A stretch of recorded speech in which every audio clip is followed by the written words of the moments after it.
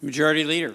Mr. President, this morning I sent a letter to the National Transportation Safety Board Chair, Jennifer Homendy, urging her to expand NTSB's investigation of Norfolk Southern into a comprehensive review of all 7 Class I freight railroad companies' safety practices.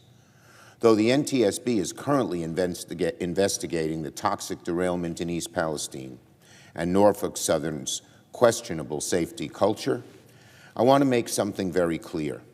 Norfolk Southern isn't the only rail company that has spent years lobbying to loosen regulations, neglect safety upgrades, and lay off workers.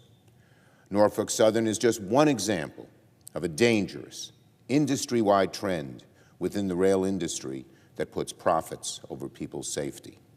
In the last 5 years alone, there have been over 26,500 accidents and incidents in the rail industry. But instead of prioritizing safety, the industry cut over 30,000 employees from the workforce, roughly 20%.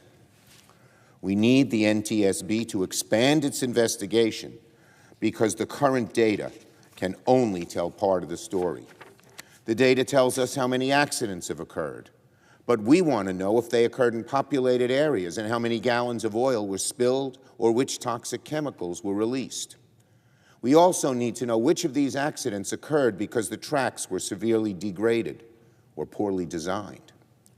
We also want to know which negligent company policies contributed to the 2,700 deaths in recent years, and if any of those could have been prevented. These are just some of the questions that my letter asks, ones that can only be answered by a complete, comprehensive, and rigorous investigation of the rail freight industry.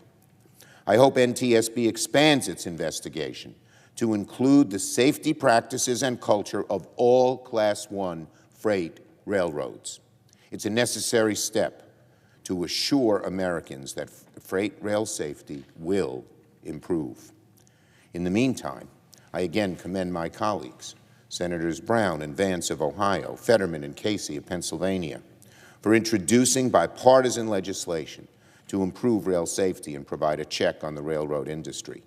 I will continue working with them to move it forward. Now on the House Republicans' H.R. 1. Today, House Republicans are rolling out a partisan, dead-on arrival, and unserious proposal for addressing America's energy needs that they have been laughingly labeled H.R. 1. It's a non-starter in the Senate.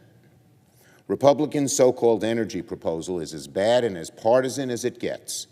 H.R. 1 will lock America into the most expensive and volatile, dirty sources of energy, and will set America back a decade or more in our transition towards clean, affordable energy. Even a brief glance at the House GOP proposal is enough to show it's not a serious package. The package is a wish list for big oil, gutting important environmental safeguards on fossil fuel projects, while doing none of the important permitting reforms that would help bring transmission and clean energy projects online faster. Considering America's serious energy challenges, and not to mention the disruptions caused by the war in Ukraine, it's bewildering to see House Republicans waste time on a big oil wish list instead of taking our energy needs seriously and ignoring clean energy as they do. Thankfully, many Democrats and Republicans understand that the only way we will pass a genuine energy package this Congress is through bipartisan cooperation.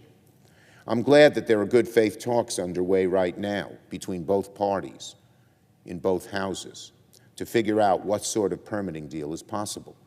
I strongly support these efforts because Americans should not have to go broke just to meet their daily energy needs. We should work on a comprehensive bipartisan permitting package that can secure enough votes to pass the Congress and reach the President's desk. Any serious permitting package must also focus on the needs of the future. As America transitions to clean energy, we need to take steps in Congress to ease that transition and ensure clean energy is reliable, accessible, and most importantly, affordable. That includes efforts to expedite the onshoring and construction of industries critical to our economic and national security, like work we did in chips and science. Permitting reform is an essential step towards laying the foundation for a clean energy future, and Republicans must work with Democrats on a package that meets this challenge if we're going to get anything done. White House Republicans have come up in the meantime with something that falls pathetically short.